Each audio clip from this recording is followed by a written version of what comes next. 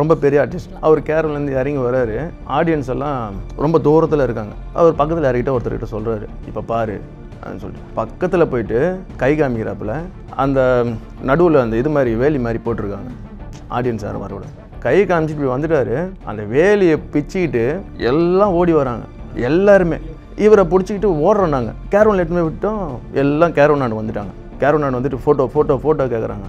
இவர் என்னை மட்டும் உள்ளே கூப்பிட்டு யாரையும் அனுப்பாத சொல்லிட்டு சொன்னேன். சரி ஓகே சார். இறங்கும்போது சொல்கிறார், பார்த்தியா நம்மளோட கெத்து. அது இவரே பிளான் பண்ணி எனக்கு புரியுதுங்களா?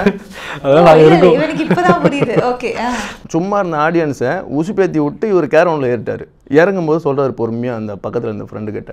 இப்போ பொலிட்டிக்கலாக வந்து நிறைய இதுக்கு பவுன்சர்ஸ் நீங்கள் போகிறீங்க இல்லைங்களா, from any function it maybe.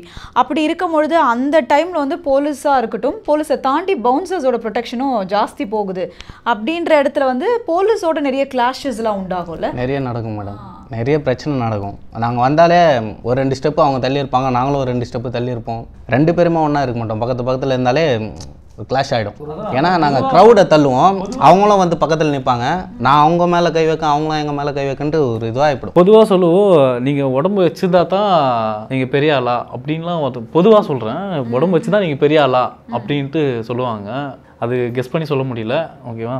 பொதுவாக என்ன சொல்லுதுன்னா ரொம்ப கஷ்டம்.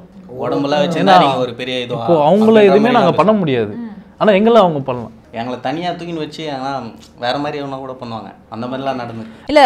இவ்வளோ விஷயம் நம்ம பேசியிருந்தாலும் மிரட்டல்கள் ஏதாவது வந்திருக்கா? நீங்கள் வேணால் பார்க்கறதுக்கு அப்படி இருக்கலாம், உங்களே மிரட்டினவங்க இருப்பாங்கல்ல? அது ரெகுலராக வரும் மேடம். எல்லா ஈவெண்ட்ஸ் அப்பயும் வரும். முக்கியமாக பொலிட்டிஷியன் சைடில் நம்ம ஒர்க் பண்ணும்போது கம்பல்சரி வரும். கத்தியத்தெல்லாம் வந்துடுறாங்க மேடம்.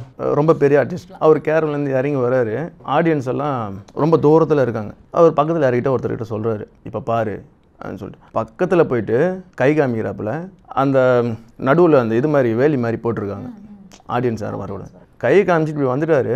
அந்த வேலியை பிச்சுக்கிட்டு எல்லாம் ஓடி வராங்க.